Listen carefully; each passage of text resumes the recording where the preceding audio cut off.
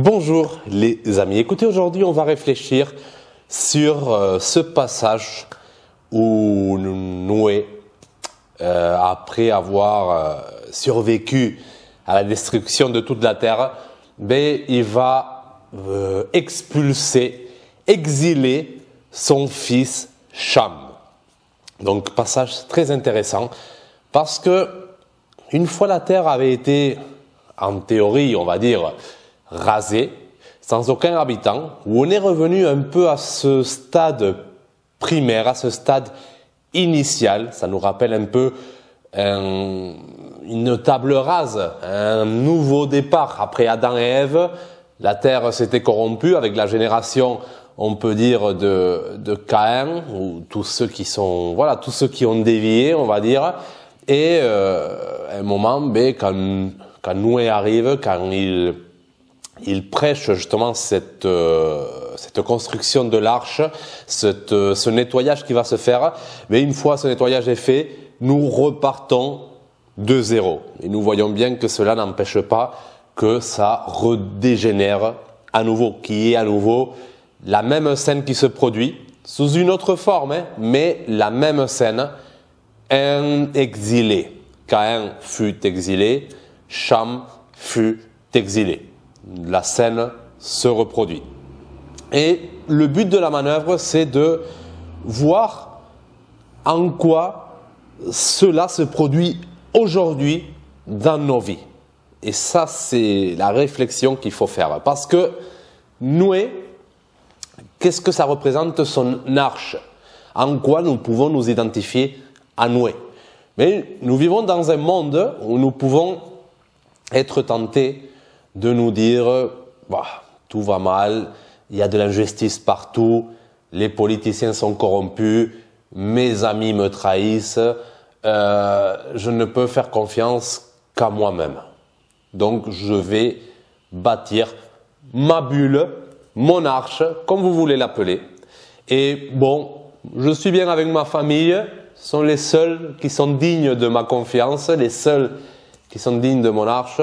Et du coup, j'inclus ma femme, mes enfants, si je les ai, et le reste du monde qu'il aille se faire, voilà, vous aurez compris. Donc, voilà, une façon de nous bâtir une arche du XXIe siècle, c'est en excluant tout le monde. Du coup, un jour, tu as un ami qui te appelle « j'ai des soucis, est-ce que tu peux m'aider ?» Non, dégage. Tu le laisses se noyer. Dans l'époque de Noé, Noé, il a pu bâtir une arche, donc il avait les moyens pour le faire. On peut se dire il y avait l'aide divine et tout, mais essayons de voir les choses un peu terre à terre. Et après, on aura le temps toujours de monter au ciel, mais déjà essayons de voir les choses terre à terre. À un moment, il possédait toute la faune de la terre, tous les animaux. Donc il était riche en animaux. Tous ces animaux qui sont rentrés dans l'arche sont devenus la possession exclusive de Noé. Et on voit bien que par la suite dans la Bible, posséder beaucoup de bétail, beaucoup d'animaux, c'est un signe de richesse. C'est un signe de richesse, c'est un signe aussi de diversité, d'ouverture d'esprit. Donc c'est quelque chose qui se développe dans la Bible où les grands patriarches, ils étaient possesseurs de grands troupeaux. Voilà, donc cette image on l'a déjà avec Noé, qui possédait tous ces animaux qui sont rentrés dans l'arche et qui après, ils étaient à sa disposition dans le nouveau monde, un peu comme Adam aussi, qui a mis le nom aux animaux. C'est lui, Adam, qui a donné le nom aux animaux, donc tout lui appartenait, ils étaient tous à lui en quelque sorte. Donc cette richesse spirituelle, cette compréhension des animaux, cette diversité, tout ça dans cette même idée. Et donc du coup, c'est tout ça, on voit bien que c'était un homme accompli. Il a réussi à faire une arche solide qui a survécu au déluge, qui a survécu à la montée de la mer. Il possédait tous ces animaux, il était en sécurité, son avenir était assuré, on peut dire. C'est comme un homme riche actuel qui a son compte bancaire bien plein d'animaux, d'animaux d'argent. À la fin, c'est la même chose, c'est possession, c'est bien. Donc voilà, la banque représente, ça peut représenter une sorte d'arche. Il se dit, je suis en sécurité, j'ai tout mis dans mon arche, mais tout le monde peut se noyer, moi je serai en sécurité. C'est un peu cette idée. Donc on se sent tous à un moment quand on est justement dans une certaine, une certaine stabilité, on croit qu'on ne dépend plus de personne, que bon, l'économie, les impôts augmentent, il y a l'inflation, voilà, tout l'eau qui monte. Nous, on est bien à l'abri dans notre arche avant que l'eau arrive chez nous, mais il y aura beaucoup de noyés, donc on est tranquille. Voilà, c'est ce qu'on pourrait se dire, ce que Noé aurait pu se dire. Donc du coup, voilà, ce déluge qui arrive. L'eau, elle noie tout le monde, vous êtes le seul survivant de l'inflation, tout le monde, votre famille est noyée dans la misère, ils dorment dans la rue, voilà, ils sont morts, voilà, ils sont hors de jeu, on va dire, il ne reste que vous. Mais voilà, vous êtes tranquille, mais là il commence à y avoir peut-être des regrets. Vous commencez à voir toute la misère qu'il y a autour, vous commencez à tout ce vide autour de vous. Finalement, il y a votre famille, oui, et des regrets qui commencent à apparaître. J'aurais pu peut-être les aider. J'aurais peut-être pu faire autrement. Le déluge, finalement, ça a été, j'ai perdu aussi dans le déluge. Une part de moi est aussi morte dans ce déluge. Une part de moi, elle est aussi morte avec tout ce que j'ai abandonné. Et des regrets qui vous poussent à boire pour oublier un peu ce qui s'est passé à Noé, voilà, qui a planté cette vigne et c'est la première fois où on parle justement du vin de quelqu'un qui s'est saoulé en quelque sorte. Donc l'apparition un peu du désir d'oublier. Donc il noie, lui aussi il va noyer ses pensées.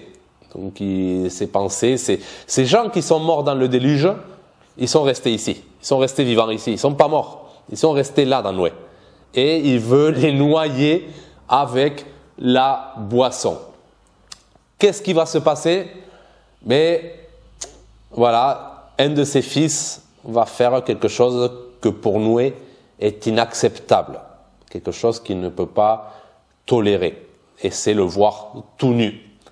Et du coup, cette famille qui était dans cette arche, cette sécurité, elle commence à s'effondrer. Il commence à y avoir des fissures qui apparaissent et tout s'effondre. Du coup, tout ce qu'il a sauvé s'effondre. Tout ce qu'il croyait pur, tout ce qu'il croyait que ça n'allait jamais le décevoir, que c'était vraiment son noyau, mais ça s'effondre. Cham, son fils, fait quelque chose que Noé ne peut pas surpasser. Il n'arrive pas à surpasser cette chose. Et qu'est-ce qu'il fait? Peut-être consommé par tous ses regrets, il se dit, j'ai accepté que toute cette population soit détruite et toi, ce sacrifice que j'ai fait, ça n'a servi à rien. Toi, tu viens faire la même chose qu'eux, tu viens te mettre à leur niveau. Donc finalement, qu'est-ce qu'il fait? Exil, pars, dégage, tu n'es pas digne de ma présence, tu n'es pas digne de moi, pars. Donc exclusion qui se fait parce que Noé ne pouvait pas accepter que l'ancien monde ait finalement survécu. Il voulait noyer cet ancien monde, il voulait noyer tous ses regrets, et ces regrets viennent le hanter. Cet ancien monde vient le hanter à nouveau.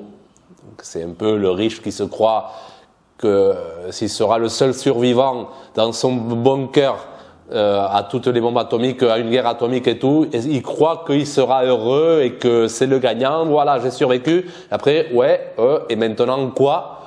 Mais maintenant je suis plus riche parce que je suis riche grâce aux pauvres. Si je suis le seul sur terre, qui dira que je suis riche? Bam, voilà. Donc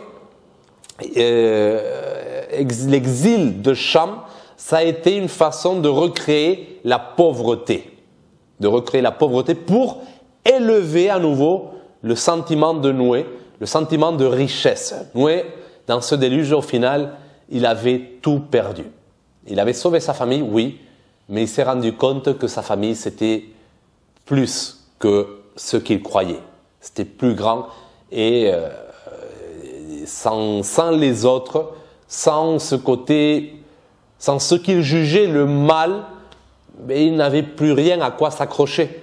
Il n'avait presque aussi plus de raison d'avancer, de vivre, en quelque sorte. Et le fait d'expulser Cham, cette Cham devient un bouc émissaire, devient le mal. Et si lui c'est le mal, j'ai recréé le mal pour que moi je sois le bien. Donc, qu'est-ce que cela prouve? Que le royaume des cieux, le royaume de Dieu, le ciel, a besoin d'un bouc émissaire. Pour nous sentir bien, pour nous sentir heureux, il faut qu'il y ait ce côté, des moments en nous ou à l'extérieur où il y ait le mal. Il faut qu'il y ait des moments, soit on l'expérimente nous-mêmes, on porte notre charge, notre croix, on l'expérimente nous-mêmes, soit si on ne veut pas l'expérimenter, il faut qu'il y ait quelqu'un qui l'expérimente pour qu'on regarde et on dise « Ah ouais, j'aimerais pas être comme lui, je me sens bien, je vais rester tranquille ici. » Donc, l'exclusion, les boucs émissaires, c'est, je dirais, le mal, l'enfer. C'est le feu qui permet de garder le paradis à la bonne température. C'est le feu qui permet de nous sentir bien. Et si ce feu, si ce bouc émissaire n'est pas brûlé, ben, le bien n'existe pas. Donc l'un est dépendant de l'autre. Nous avons la parabole de Jésus où il y a un roi qui invite plein de gens à à un festin qu'il avait organisé. Mais les premiers invités, ils veulent pas venir, les riches, ceux de son cercle. Donc il les noie il les noie. Tant pis, vous voulez pas venir, mais crevez. Voilà, je vous abandonne. Il prend dans son arche tous les autres, les animaux, ceux qui étaient rejetés, avec lesquels il se mélangeait pas. Il va les prendre. Ils vont venir, mais il va fermer les portes donc de son arche. Il ferme les portes dans ce banquet. C'est bon, on est au paradis, les autres sont morts, on les oublie, on va être heureux avec ce qu'on a, avec vous. Mais le problème, c'est que le roi commence à se dire « Ouais, maintenant quoi? Je m'ennuie. Qu'est-ce qui se passe? Qu'est-ce que je fais? Voilà, je regrette finalement de ne pas avoir d'avoir expulsé les autres. Bon, qu'est-ce que je peux faire pour m'amuser un peu? Ah, toi, ta chemise, t'es venu à mon banquet sans ta chemise. Voilà, il va chercher la bête, il va chercher quelque chose, une excuse pour expulser quelqu'un d'autre. Donc le critère d'exigence va augmenter et du coup, ben toi, tu sors dehors avec les chiens, avec les autres. Et là, il va se sentir bien, le roi. Il va se dire, bah ça va, j'ai expulsé un. Voilà, on va continuer jusqu'à ce que, un moment, il faut qu'il en expulse un autre et un autre et un autre et ensuite jusqu'à se retrouver seul. Et voilà, c'est un peu cette image de l'arche qui se ferme et les regrets qu'on peut avoir d'avoir expulsé les autres, mais en même temps l'importance qu'il y ait un côté qui soit hors de l'eau et un côté qui soit sous l'eau. Voilà les amis, je ne sais pas si c'était clair cette idée. En gros, pour vous dire que le bien et le mal vont de pair. Vont de pair. C'est la même chose et il n'y a pas de haut sans le bas. Il n'y a pas de haut sans le bas. Donc, soit on peut trouver justement porter notre charge et on vit les deux, on expérimente l'élévation et la noyade en nous-mêmes, soit on le vit de l'extérieur. Nous voyons aussi l'arche dans cette idée que le démon est expulsé du ciel.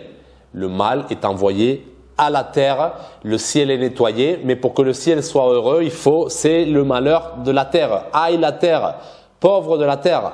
Mais c'est grâce à la souffrance de la terre que le ciel est libéré et que le ciel se réjouit. Donc, on le fait nous, dans notre vie, on fait ce choix. Donc ce choix est fait à notre vie. Si Jésus, qu'est-ce qu'il nous invite aussi? À que chacun porte sa croix. Justement pour que la croix ne devienne pas très lourde, plus lourde pour certains que pour d'autres. Mais quand toi tu te débarrasses complètement de ta croix, du poids de ta croix, c'est que quelqu'un est en train de la porter. Donc prends ta croix, charge, subis ou accepte les injustices, accepte voilà, les deux côtés. C'est le choix, nous l'avons. Voilà, c'est le côté, mais la sensation de bien ne peut pas s'expérimenter sans la sensation de mal.